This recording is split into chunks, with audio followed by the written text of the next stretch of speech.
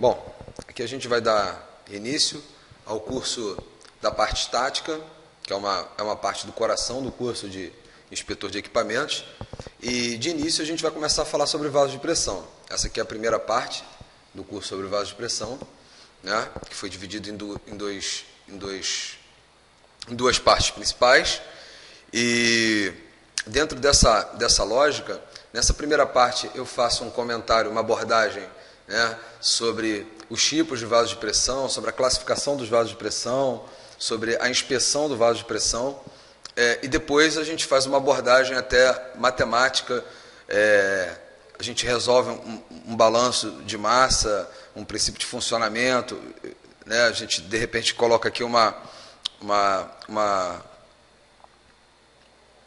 ideia sobre como a gente poderia aproveitar, né, materiais, né, que estão estocados de forma a ser reaproveitado na construção, na confecção de um vaso de pressão, que atendessem às normas.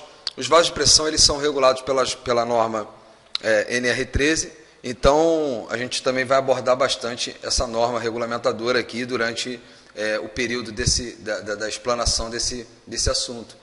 E vamos procurar ao máximo esmiuçar, né, o que pudermos dentro desse conteúdo, né? E é importante que em alguns momentos você pare o vídeo, volte, caso não tenha compreendido algum conceito, algum assunto, né, reveja, e que tenha um bloco de notas do lado para que você possa ir fazendo anotações e assim vá sedimentando o seu conhecimento acerca do assunto paulatinamente, né? Então, para iniciar, a gente vai dar uma olhada aqui em algumas considerações sobre o vaso de pressão. Aqui tem uma ilustração, basicamente, antes de mais nada, quando a gente fala de vaso de pressão, a gente tem que considerar a própria variável do processo que está sendo trabalhado, que é a pressão. A pressão, ela é uma força exercida numa área. Reparem que eu coloquei aqui que a força ela é uma grandeza vetorial. O que significa isso? Que a força, diferentemente de uma grandeza escalar, ela tem necessidade, obrigatoriamente, de ser indicada a direção, a intensidade e o sentido de aplicação. Em geral, a gente toma a pressão como a força aplicada perpendicularmente a uma área. Tá?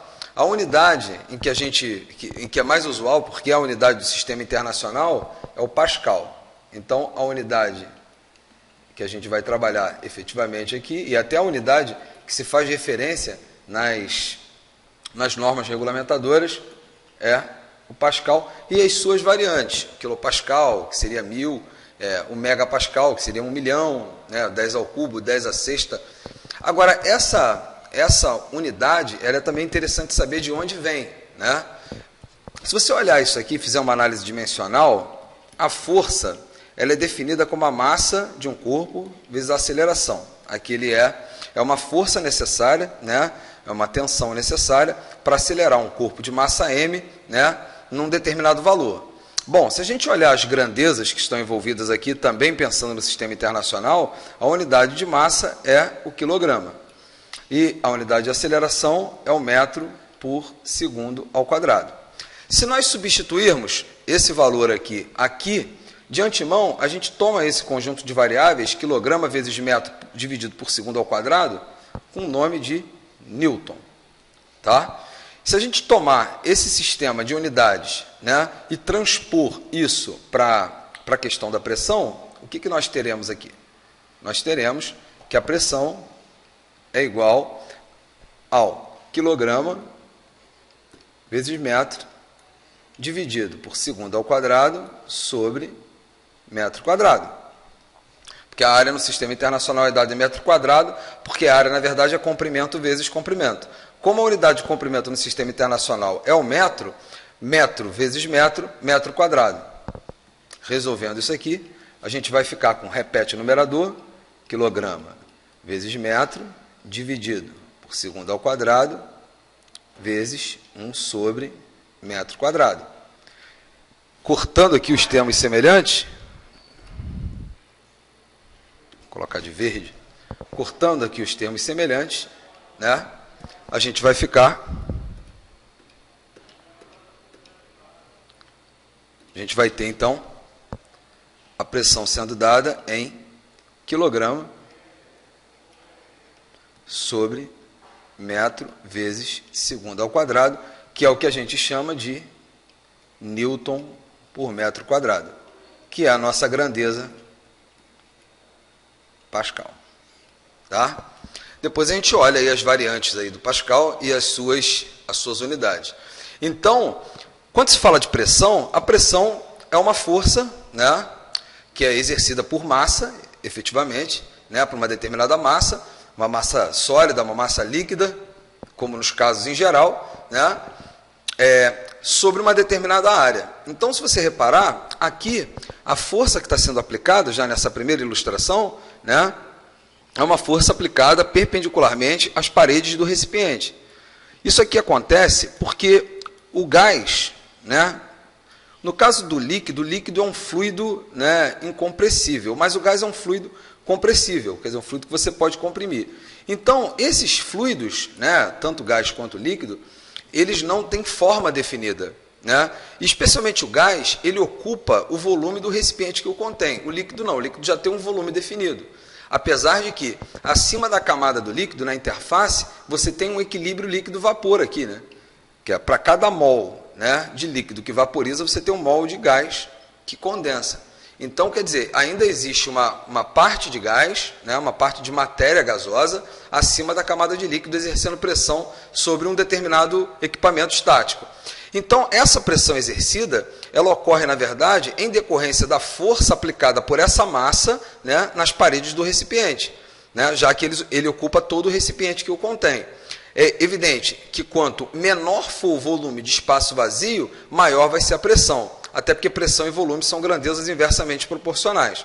Então, a questão das variáveis de estado, elas são extremamente importantes para a compreensão de todo o resto que virá. Então, pressão e volume são duas que a gente vai trabalhar aqui constantemente, nós vamos falar sobre isso. Como eu falei anteriormente, a unidade no Sistema Internacional de Comprimento é o metro. Então, a unidade de volume, que seria metro vezes metro vezes metro, vai ser o metro cúbico. Como a gente, em alguns casos, algumas pessoas não estão acostumadas com um metro cúbico são 1000 litros. Até porque 1 decímetro cúbico é igual a 1 litro. Existem várias outras unidades de volume. Como quando se trata, por exemplo, da indústria petroquímica, do petróleo, efetivamente, a gente trabalha, inclusive, com uma unidade pouco usual, que é o barril. São 6,29 metros cúbicos. Mas existem outras unidades. O litro é uma delas e todas as suas subdivisões, né? Quilolitro, hectolitro, decalitro, litro, decilitro, centilitro, mililitro. O metro cúbico ele também obedece essa mesma escala de divisões, né? Quilômetro cúbico, hectômetro cúbico, decâmetro cúbico, metro cúbico, decímetro cúbico, centímetro cúbico, milímetro cúbico. Então, ele também obedece essa mesma escala. Tá? Então, essas variáveis, elas são importantes que você já tem em mente de que você vai lançar a mão disso a toda hora. E a mais importante entre elas aí, nesse assunto que nós vamos trabalhar, é a pressão e o volume. Tá? Então, repetindo, a pressão é a força aplicada perpendicularmente a uma determinada área. Tá? Entenda por essa força aí a tensão aplicada pelo fluido no intuito de se expandir e ocupar todo o volume possível, né? Bom, os vasos de pressão, que são esses equipamentos estáticos, né, que contêm esses fluidos, né, são reservatórios de qualquer tipo, dimensões ou finalidades, não sujeitos à chama, isso é extremamente importante, fundamentais nos processos industriais que contenham fluidos e que sejam projetados para resistir com segurança a pressões internas diferentes da pressão atmosférica. Pressão atmosférica, né, que é a pressão, efetivamente, que o ar, né, composto aí de 79% de nitrogênio, 20% de oxigênio e 1% de outros gases, né, exerce sobre a própria atmosfera. Essa pressão atmosférica aqui, no nível do mar, né, a pressão atmosférica é de 1 atm. Né? 1 atm equivale a 101,325 Pascal. Tá? Esse é um fator de conversão. Se bem que os fatores de conversão são importantes que os fatores de conversões são importantes que vocês tenham alguns em mente, né? Como converter a atmosfera para Pascal, para milímetro de mercúrio, para metro de coluna d'água, para polegada de água, Mas, em qualquer conversor, na internet e tudo mais, você consegue qualquer livro didático que trata sobre sistema de unidade, você tem esses valores à sua disposição facilmente. Tá? É importante que você saiba relacioná-los. Tá? Aqui, inclusive, a gente costuma fazer uma aproximação que é bem útil, né? Que é utilizar um ATM como 10 à quinta Pascal, tá? Para não ser tão rigoroso assim com o número de casas decimais. Bom, ou submetidos à pressão externa, cumprindo assim a função básica de armazenamento. Quer dizer, o vaso de pressão ele pode ser utilizado para armazenamento ou então para passe de processo, para fluido de processo e para fluido de serviço. Tem vários equipamentos estáticos que eles podem ser entendidos como vasos de pressão, né? Como os próprios tanques, como as torres, como os trocadores de calor, como os refervedores, os condensadores. Você pode entendê-los, né, como vasos de pressão, desde que eles obedeçam a uma determinada regra estipulada pela norma regulamentadora 13. Então, os vasos de pressão ele tem uma aplicação assim, extremamente extensa. Você tem uma aplicação para ele extremamente extensa. Na indústria petroquímica, você vai ter mais de 20 mil vasos de pressão por planta. Então, esse equipamento aqui, é claro, a gente também tem que pensar que existem acessórios de equipamentos, tubulações, né, válvulas e tudo mais, que aparecem também de forma exponencial na indústria. Mas, nos equipamentos estáticos, esse aqui é o que vai aparecer com maior frequência.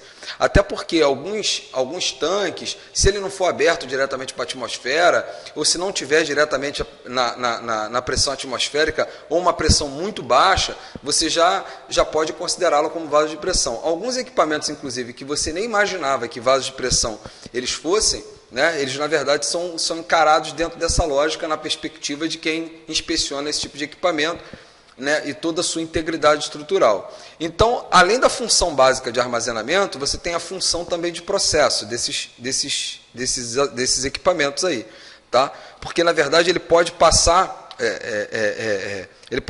por alguns tipos de processo que, né, efetivamente eles exercem um papel fundamental, né, especialmente no que diz respeito à separação física de fluidos, né.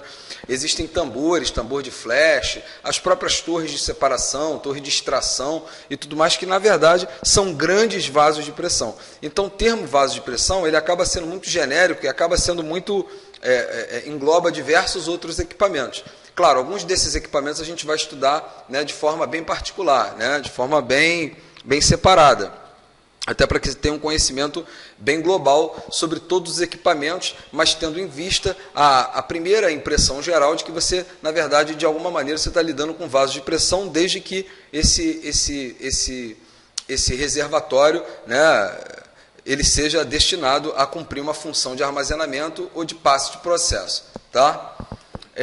Tomando-se também em conta quais são as premissas e as prerrogativas das normas regulamentadoras que regem esse tipo de equipamento. Até porque, se você reparar, né, a norma regulamentadora 13, ela atende a vasos de pressão e a caldeira. E quando ela atende a ideia de vasos de pressão, ela está englobando todos os outros esses equipamentos estáticos também para inspeção. Tá? Quando se dá uma olhada na norma como um todo, você percebe que ela não fica muito restrita a um determinado tipo de vaso de pressão, mas ela amarra mais ou menos uma ideia ao valor do produto pressão vezes volume em relação à capacidade de operação daquele tipo de equipamento estático, e aí você consegue englobar diversos outros equipamentos estáticos dentro de uma mesma classe. Tá? Bom, vasos de pressão são mais comuns no nosso cotidiano do que parece, né? De repente você nunca tinha pensado que, por exemplo, o botijão de gás da tua casa ele é um vaso de pressão. Tá? Ou aqueles vasos que ficam em hospitais e tudo mais, em postos de gasolina, enfim. Aquilo ali também é considerado um vaso de pressão, porque ele armazena um fluido diferente da temperatura ambiente. Se você reparar, gás, como o gás ele é um fluido compressível, né, e ele ocupa todo o volume do recipiente que o contém, em geral a gente armazena o gás não na forma gasosa, mas na forma líquida. E para que você armazene o gás na forma líquida, ele não pode estar à mesma pressão que ele estaria na pressão atmosférica. Até porque a pressão de vapor dele é bem maior do que a pressão atmosférica. Por isso que ele é um gás. Essa é a diferença dele para um vapor. Né? Vapor é um fluido, né, que na pressão atmosférica, nas condições normais de temperatura e pressão, ele se encontra no estado líquido. mas que a gente manipula de maneira a ele estar no estado gasoso. Isso é um vapor. Um gás não, ele tem como propriedade física intrínseca a ideia de que a pressão de vapor dele é superior à pressão atmosférica. E quando a pressão de vapor de um fluido se iguala à pressão atmosférica, ele passa para o estado gasoso. Quer dizer, a pressão que o vapor do fluido exerce sobre a camada líquida. Então, para que você tenha um gás, né, no estado líquido, você precisa mexer na pressão, ou na pressão, na temperatura, até porque pressão e temperatura são grandezas diretamente proporcionais, né? A não ser que você trabalhe com vasos aí que sejam adiabáticos, né, que não trocam calor com o meio, ou que a tua transformação seja isotérmica, aquelas que ocorrem na temperatura constante, né, se trabalha com a questão da pressão, né, comprimindo esse gás para que você leve ele para o estado líquido. Agora, comprimir o gás significa que você está pressionando as moléculas a ficarem mais próximas uma das outras, né, e assim conseguir, né, que elas estabeleçam entre elas ligações intermoleculares suficientemente fortes para que elas se mantenham num determinado estado de agregação. Agora, para que essas forças intermoleculares elas se mantenham estáveis num determinado período de tempo e você consiga manter um determinado estado físico, isto é, um estado de agregação das moléculas mais próximas uma das outras, você precisa que exista uma força aplicada numa determinada área para que elas fiquem aglomeradas num determinado sentido. É aí que entra a questão da pressão e as variáveis de estado, como elas trabalham diferentemente na questão da pressão atmosférica em relação à pressão de interior. Tá? Então, vasos de pressão são equipamentos usados para armazenar ar comprimido e outros gases, como amônia, o gás sulfídrico. Esse gás sulfídrico aqui é o H2S, né? O ácido sulfídrico, na verdade. A amônia aqui é o NH3. O hidrogênio, quando se fala de hidrogênio, é o hidrogênio molecular. Aqui. A mesma coisa vale para o oxigênio, aqui é o oxigênio molecular. E entre outros gases, né? Ozônio, fogênio, né? E por aí vai. Eles estão presentes no nosso dia a dia em várias atividades, pós-gasolina, como eu comentei, consultórios dentários, setor petroquímico, e uma petroquímica pode chegar a ter 2.000 vasos de pressão, quer dizer, ou até mais do que isso, depende muito do tamanho da planta, né? Da planta, de uma refinaria e tudo mais, e da quantidade de equipamentos estáticos que podem ser englobados como vasos de pressão. Então, quer dizer, isso aqui é um equipamento que você vai ver, como eu já falei anteriormente, ele vai ser um lugar comum, porque em todo momento ele vai aparecer e a inspeção sobre ele é bastante criteriosa, até porque problemas com vasos de pressão diretamente levam a perdas que podem chegar em níveis catastróficos, né, comprometendo inclusive vidas. Como o risco de explosão desse equipamento é alto, já que você trabalha numa pressão diferente da pressão atmosférica, existe uma norma, a norma regulamentadora 13, que regulamenta desde o treinamento do trabalhador até a manutenção e inspeção frequente desses vasos. É claro, quando se fala aqui de inspeção frequente desses vasos, há de se pensar o seguinte, você tem dois tipos de inspeção, né? Serviço de inspeção interna, quando a própria planta ela dispõe de inspetores, né? Dentro da planta que inspecionam isso com uma frequência muito grande, e serviço de prestação de serviço terceirizado, que seriam essas inspeções externas, né, que mesmo não fazendo parte do corpo técnico efetivo da empresa, eles ainda exercem uma função bem importante, porque dentro da norma regulamentadora 13, mesmo que você tenha inspetores dentro da empresa, né, em home, normalmente se faz essas avaliações externas para que você consiga mais ou menos ter um padrão entre o que é feito internamente pelos inspetores e o que é feito externamente por empresas contratadas, tomando como base aí esses parâmetros mais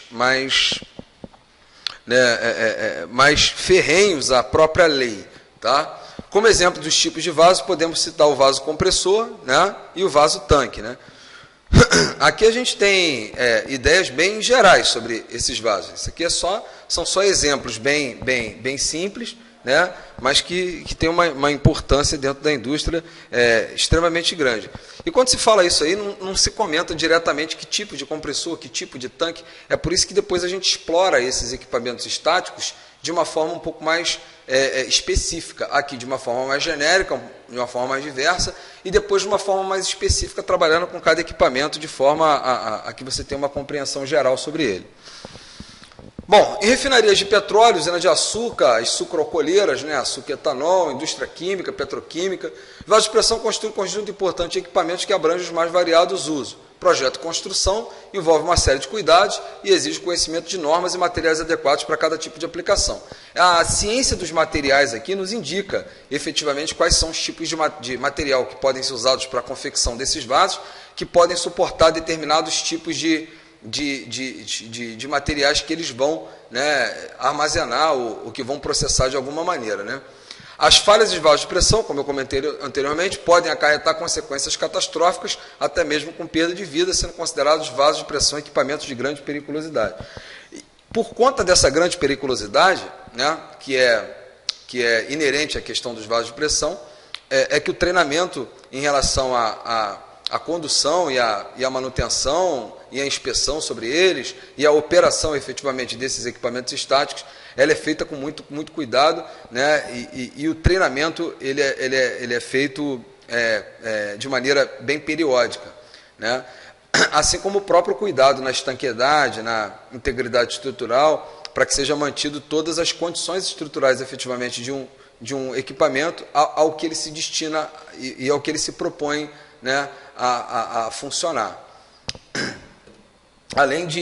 Esqueci de comentar, além de um sistema muito amarrado de controle de processo, né, todo interligado com as válvulas, né, de pressão que trabalham dentro desse conceito para manter as variáveis de estado num valor, né, chamado de set point, né, que seria esse valor desejado, né, o valor desejado de projeto. Então, os valores a serem amarrados no set point, eles têm uma determinada margem de segurança e evitam-se que hajam correções, né, perdulares e oscilatórias desses equipamentos amarrando o controlador mais ou menos com uma sensibilidade grande.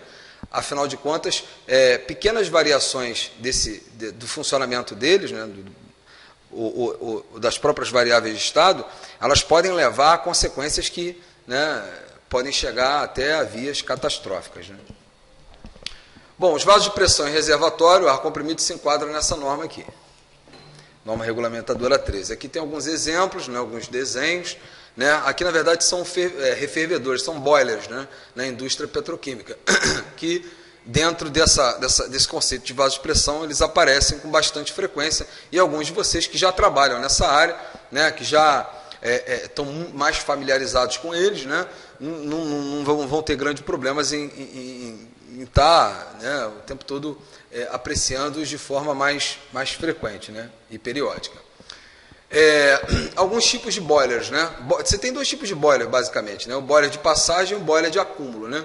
O boiler de passagem, a água é aquecida, para passar numa serpentina aquecida por gás ou eletricamente. Isso aqui normalmente ocorre quando você precisa fazer o aquecimento de um determinado fluido, né, para que ele entre a uma temperatura ótima, talvez num separador, numa torre, ou, enfim, num tanque e tudo mais, e aí acaba funcionando como um equipamento estático que precede um outro equipamento, né? Um exemplo bem clássico disso é quando você tem, por exemplo, uma torre, né, e você precisa de uma entrada ótima, né, de uma temperatura e pressão amarrada para a entrada ótima numa determinada bandeja de separação. Aqui eu estou mais ou menos considerando que essa torre seja uma torre de bandeja, não uma torre de recheio, né? E aí, normalmente, você tem um pré-aquecimento dessa carga aí. E aí, o pré-aquecimento dessa carga aí, na verdade, pode ser feito aí por um vaso de pressão que tenha esse tipo de função, né? Esse aquecimento, onde você tem uma serpentina, essa serpentina vai conduzir aí um fluido de serviço, né? E o teu fluido de processo é o fluido que vai ser aquecido para que ele entre a uma temperatura ótima, que maximize o máximo essa separação, né? Que ele já entre numa temperatura em que você consiga, até por separação inercial, já ter uma grande transferência de massa, uma para o estado vapor e a outra para o estado líquido, né? É claro que nos fundos de torres dessa aí, você tem os real boilers, lá por cima tu tem os condensadores, que você também pode considerar como vaso de pressão, né? Onde o fluido de processo passa, é resfriado, comprimido, aquecido e acondicionado em tanques, que também são vasos de pressão. Então, quer dizer, a torre também pode ser colocada dentro desse conceito também, como um grande vaso de pressão com vários internos, né? Ou de acúmulo, onde a água é mantida aquecida no interior do boiler, utilizado como combustível e eletricidade. aí ela funciona como fluido de serviço, como vocês estão percebendo aí. Aqui alguns desenhos, algumas ilustrações para que vocês, né, de cara, olhem, enquanto estiverem na indústria, no trabalho, no serviço, vocês consigam mais ou menos ter uma ideia da diferença entre um e o outro, né? Especialmente no que tange a questão do conceito de saber diferenciá-los. E do sistema de amarração de controle também, né? Onde você tem o controlador, as válvulas, e tudo isso conectado a um sistema, né, a um sistema elétrico que fica mais ou menos amarrado a um computador que está marcando o serviço desse tipo de equipamento.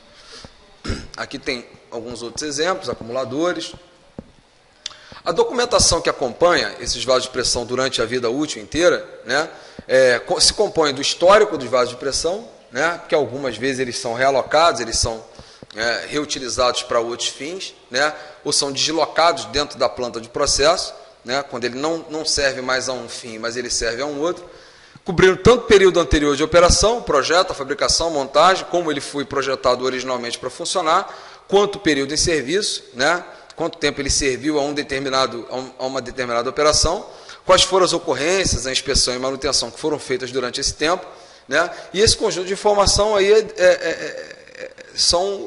é fundamental para que você determine aí os limites de operação e a vida residual dos vasos de pressão.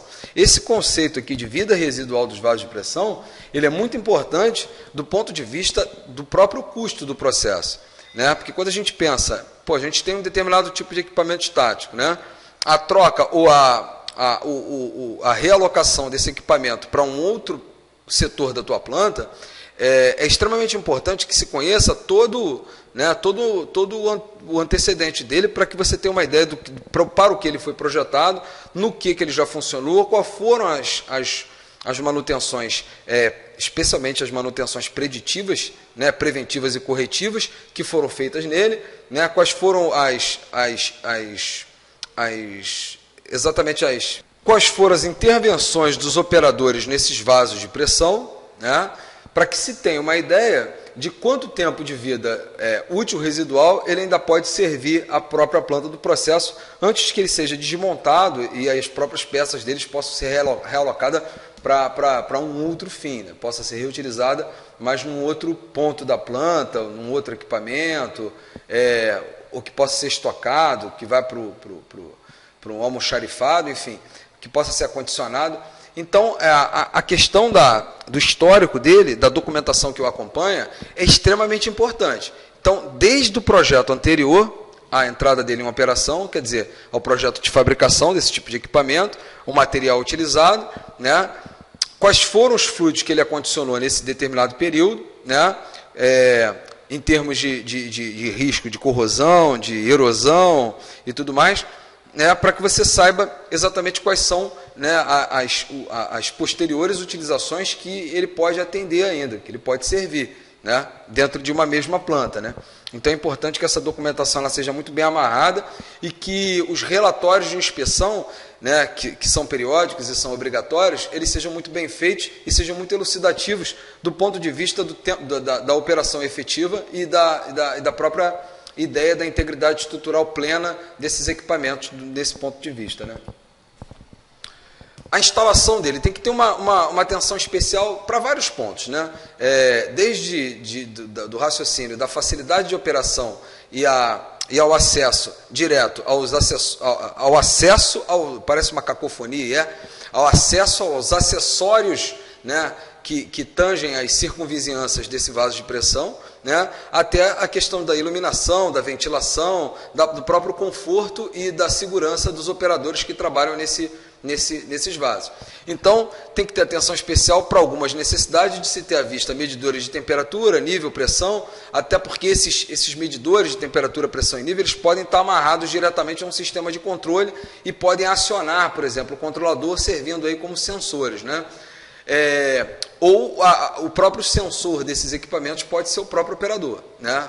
Para alguns casos em que a periculosidade, o risco e a sensibilidade seja um pouco menor, porque ele trabalha em determinadas classes que a gente vai separar já aqui, tá? Sendo também necessária a presença de rotas de fuga, iluminação e ventilação adequadas, como eu falei anteriormente, desde que essas rotas de fuga, essas iluminações, isso aqui seja planejado pelo pessoal que trabalha com segurança lá do trabalho, a mesma coisa, iluminação e ventilação, e que isso aqui atenda a norma regulamentadora 13, quando se for no ato de inspeção, isso seja verificado e checado, né? Para que haja segurança para os operadores no campo. A segurança de operação desses vasos é focada no uso de procedimentos escritos e na qualificação dos operadores. Essa qualificação dos operadores aqui, elas vêm de treinamento constante. O treinamento para esses tipos de equipamento, que tem uma periculosidade, né, relativamente alta, especialmente os de classe, né, A, por exemplo, você vai ver aqui classe 1, você vai perceber que o tempo de treinamento, né, e o tipo de treinamento ele é extremamente rigoroso para que as pessoas possam operar isso aí com o maior nível de segurança possível.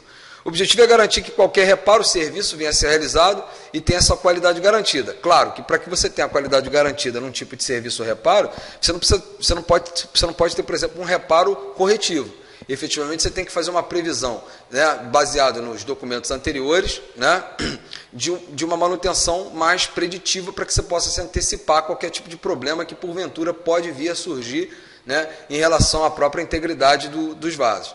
Para tal, é necessário que haja o implemento de um projeto de intervenção, reparo e parada, que seria essa questão da manutenção, né, que se deve contemplar todos os procedimentos normativos para execução de serviço, quer dizer, os procedimentos que atendam à norma que amarra esse tipo de equipamento estático.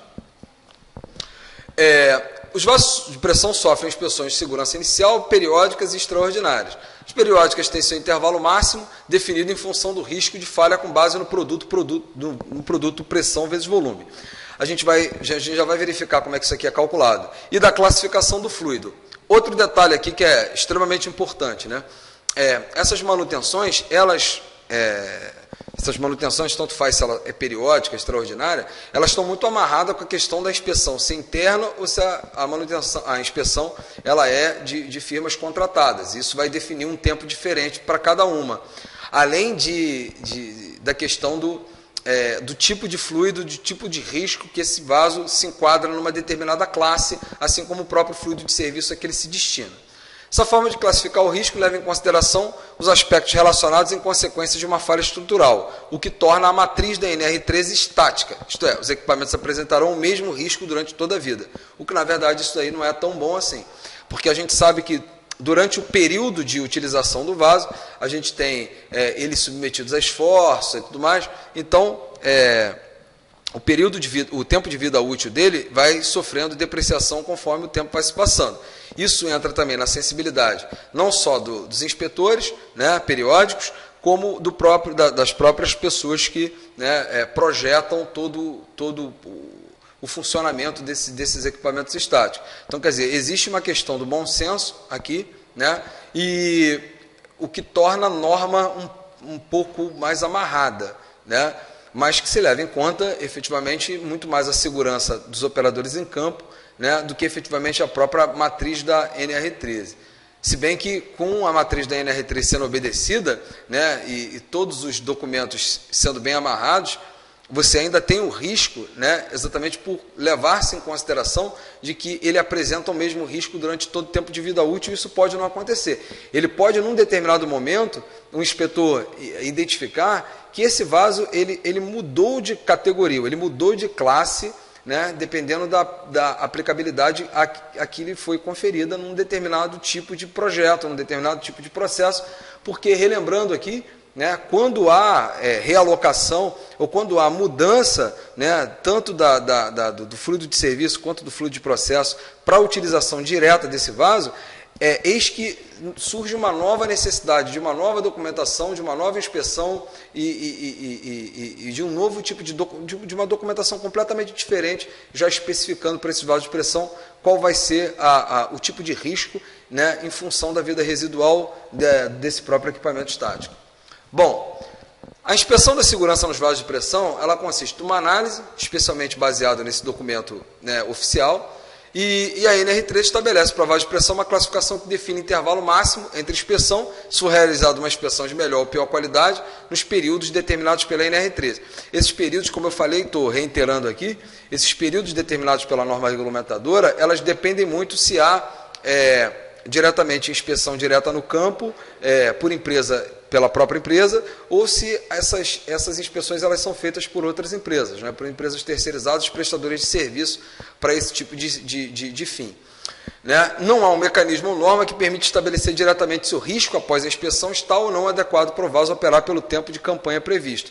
Isso é um problema amarrado na NR13 que vai de encontro a essa questão, né, da NR13 ser estática. Você não tem uma dinâmica, uma fluidez interessante em relação à própria norma, que ela está amarrada a um conceito, né, em função do período de risco, do tempo de vida útil, no qual o vaso de pressão se enquadra, mas que às vezes não corresponde efetivamente à realidade do tipo do processo no qual ele está submetido, né, e nem acompanha efetivamente a ideia do que ele pode apresentar potencialmente como risco futuro.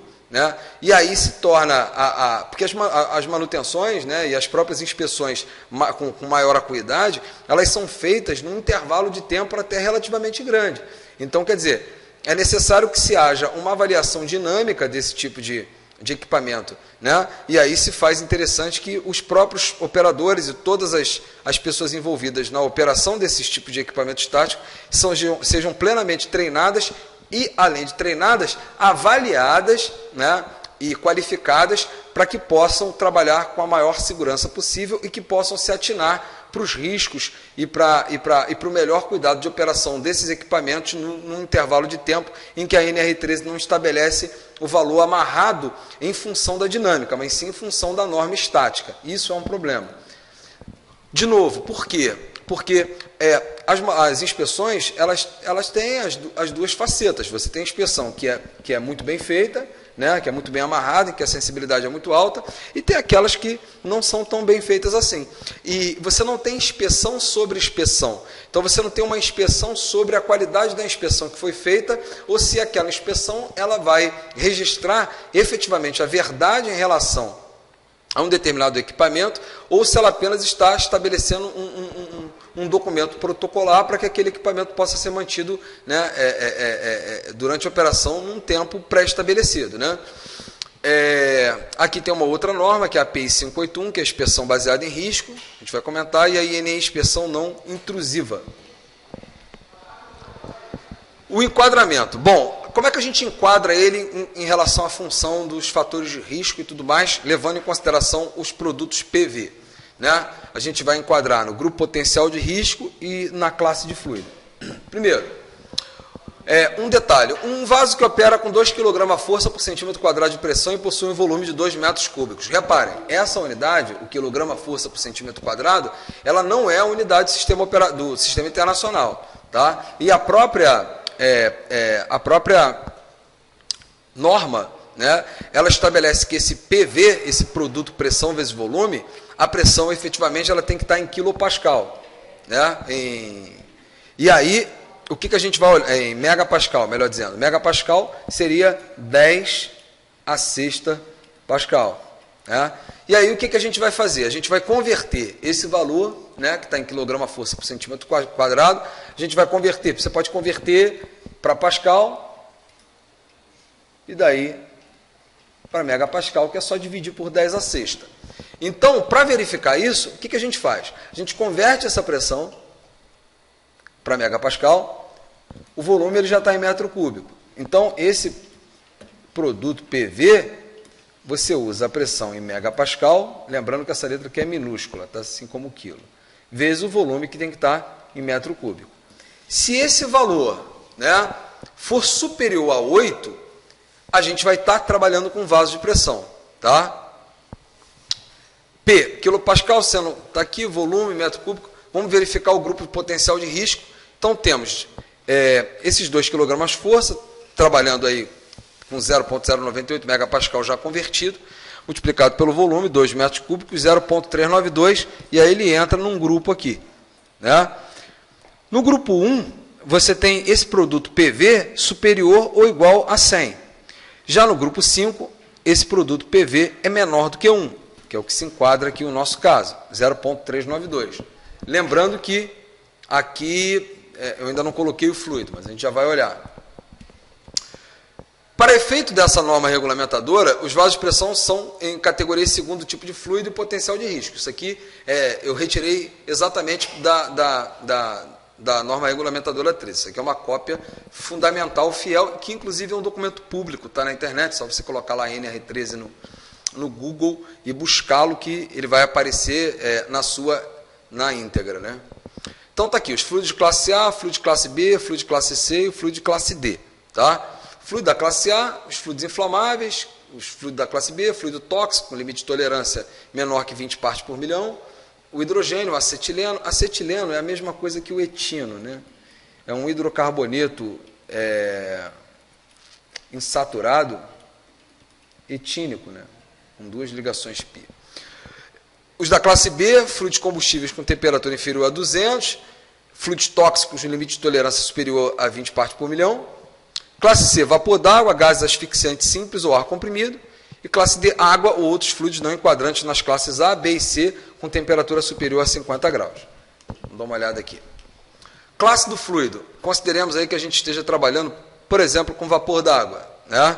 Então, repara, pressão em volume 1, olha como é que a gente fez estabelecimento em cima de uma norma.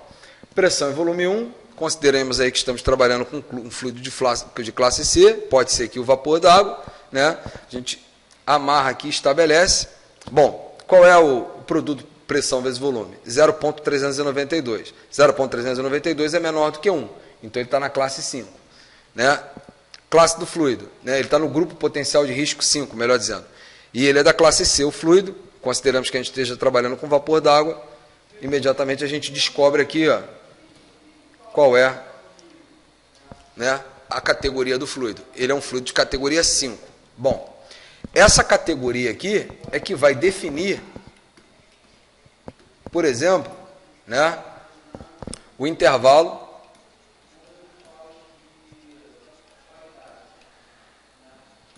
e a sensibilidade, entenda como sensibilidade o critério